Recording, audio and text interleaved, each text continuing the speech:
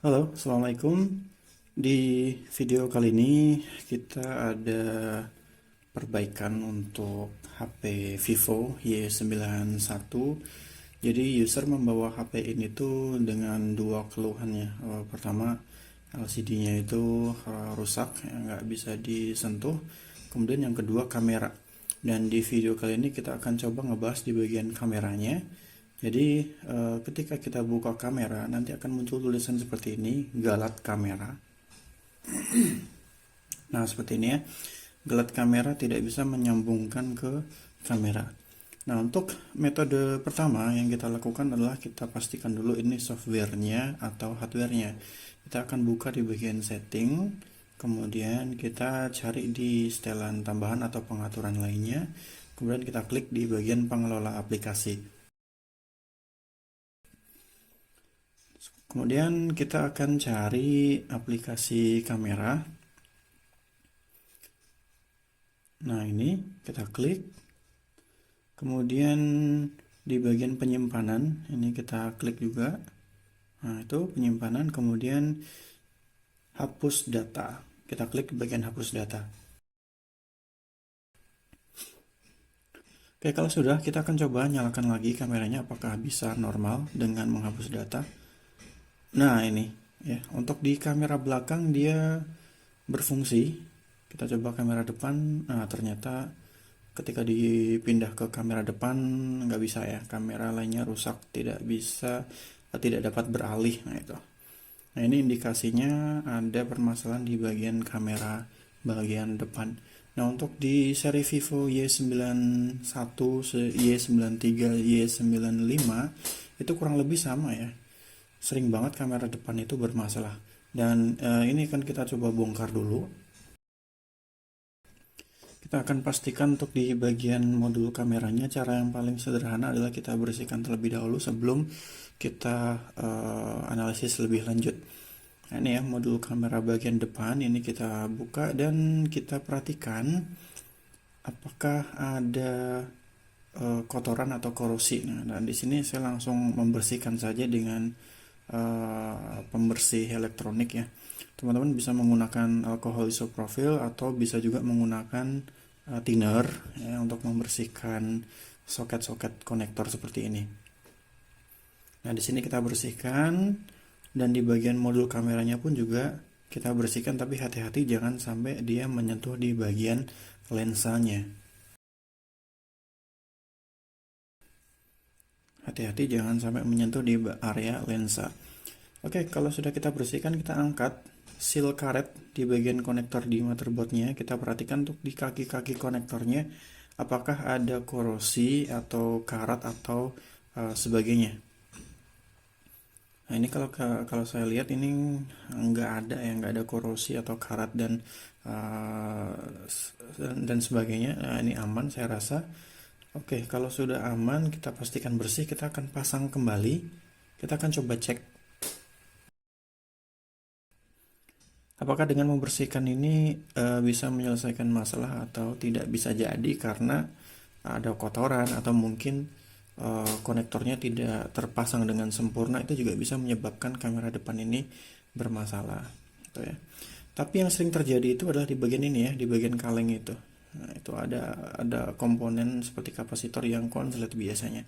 Tapi kita coba cara-cara yang sederhana terlebih dahulu sebelum kita otak-atik lebih jauh di bagian mesinnya.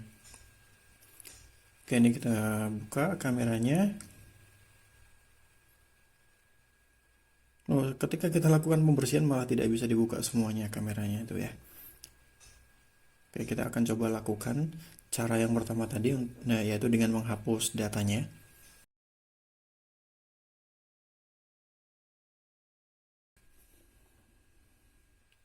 Buka di pengaturan lainnya, pengelola aplikasi.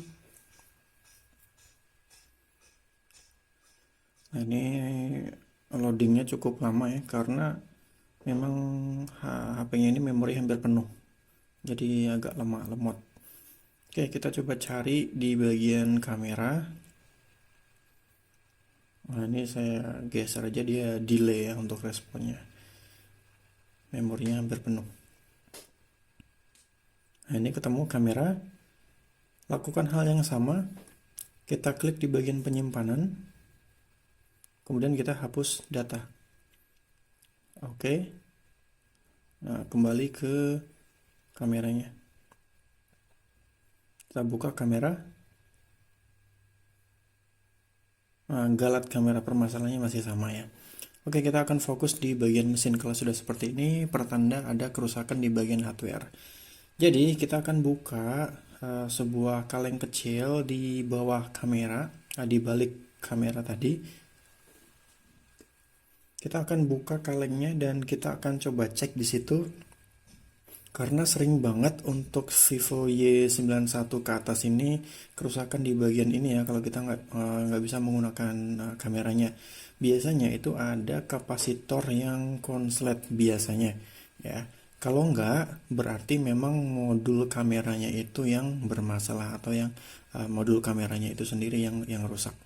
Oke, kita akan coba cek di bagian komponen-komponen yang ada di bawah kaleng yang sudah kita angkat tadi.